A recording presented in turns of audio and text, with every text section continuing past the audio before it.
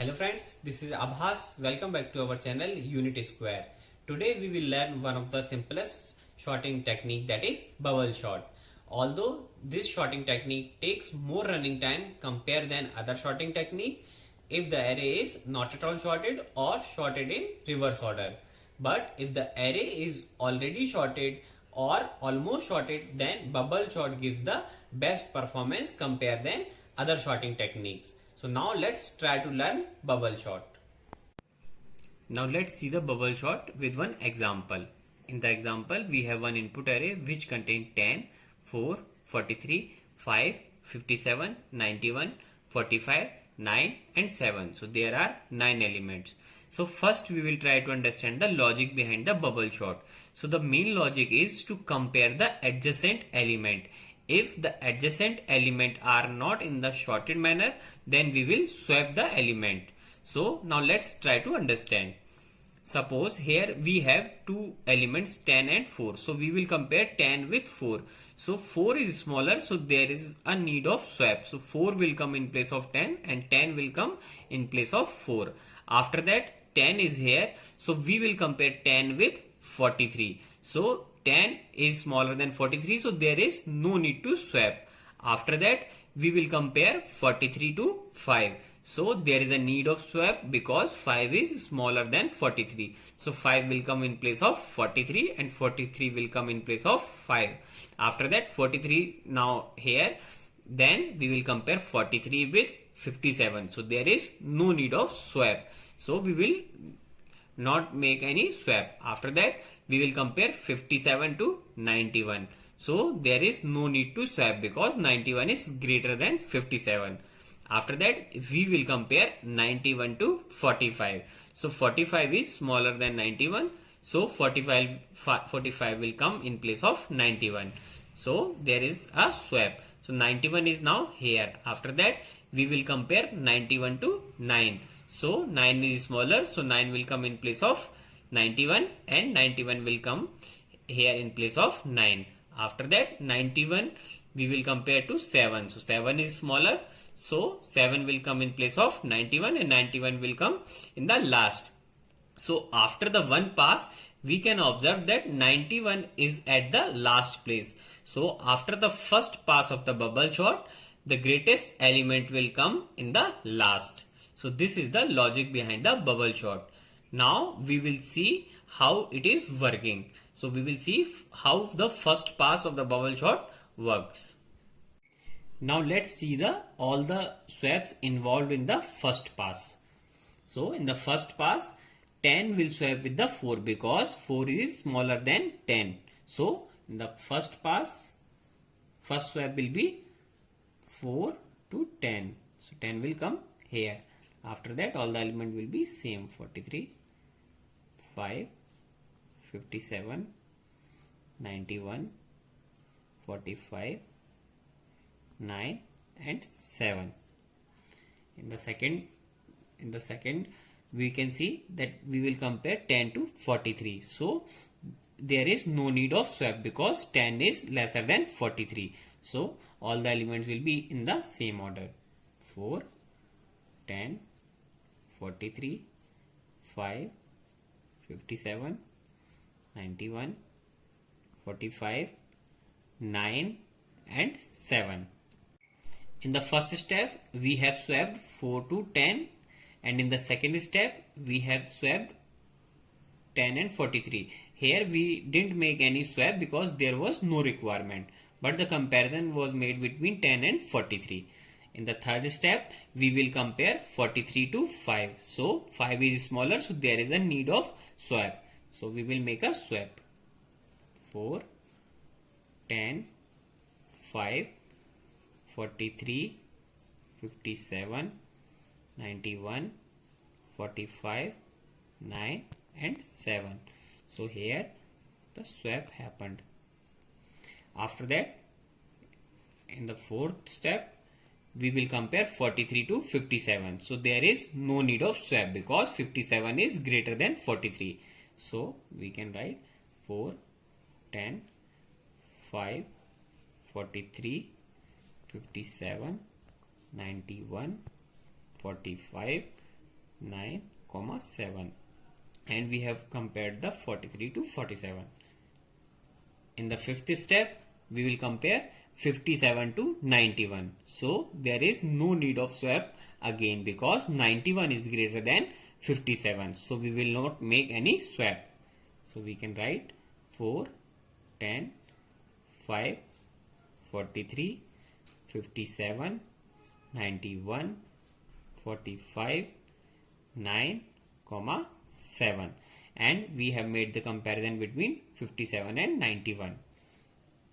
After that, we will compare 91 to 45. So 45 is smaller than 91. So here is a need of swap. So we will make a swap between 45 and 91.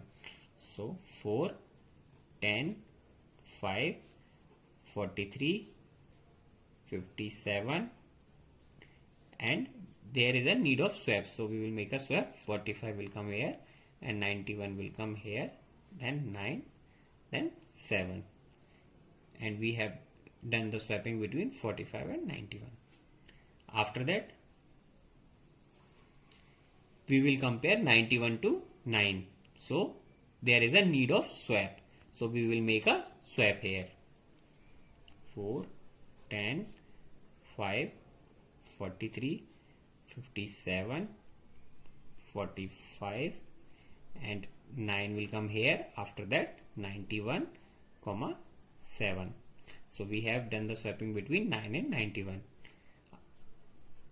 Now we will compare 91 to 7.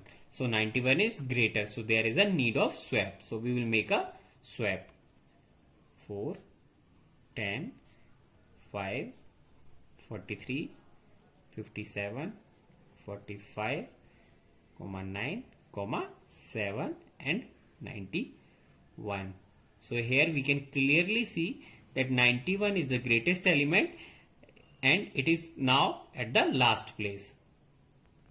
Here we can see that after the one pass, one element is shorted. So in the similar fashion, we will apply the second pass to n minus 1 element and so on. And here one more thing you can observe that for the n elements we have to make n minus 1 comparison. Here in the array 9 elements was present and we have done 8 comparisons. So in the bubble shot at every pass n minus 1 comparisons happened, and in the worst case n minus 1 swaps can happen. Here the swaps are less because there was no need of swappings in some cases, but in the worst case there can be n minus 1 swaps at each pass. Now let's see the code of the bubble shot. Here in the input we are taking array A. After that we are calculating the length of the array and we are storing it in n. Here the first for loop represents the passes in the bubble shot. So there are n minus 1 passes. In every pass we are iterating the array, and here n minus I minus 1 represents the length of the array which we are decreasing in every pass, as we are excluding already shorted elements. If the adjacent element are not in the shorted manner, then we are performing the swap between them. Now let's see the time complexity of the bubble shot. So here you can see there are two nested for loops. So the time complexity of the bubble shot will be order of n square. In the best case, in the average case, and in the worst case. Now suppose we have an array like 10, 20, 30, 40 and 50. So there will be no swap in any pass of the bubble shot as all the elements are already shorted. But still we are performing the n square comparisons. So there is a chance of improvement in the bubble shot if we find that no swap has been performed in any pass at any point of time. So now let's see how we can modify the bubble shot. So we need to take a Boolean variable flag. So we will take a variable Boolean flag equal to true. After that we will add one AND condition here. So we will add a flag condition here. If it is true, then only go in the inside loop. After that we will make this flag as false. Now suppose if there is no swap is performed, then the flag value will be false. So after that it will not run. So suppose if there is some swap performed, so we will make the flag value as true. It means the swap is performed. If the swap is performed, then we have to run the loop again. Suppose if the swap is not performed, then the flag value is false. So there is no need to run the bubble shot again. Now let's see the time complexity of the bubble shot with flag and without flag. So now let's see first without flag. So in without flag, the best case is order of n square. Average case also is order of n square. And worst case also is order of n square. With flag, best case time complexity is order of n if the array is already shorted or almost shorted. In the average case, the time complexity is order of n square, and in the worst case, the time complexity is order of n square if the array is shorted in reverse order. Now let's see the some key points of the bubble shot. First is in place. Second, it is stable. Third, it is preferable for almost shorted arrays. In place and stable we have already seen in the previous videos. Thanks for watching the video. If you like the video, then please like, comment and share with your friends. And please subscribe our channel Unity Square.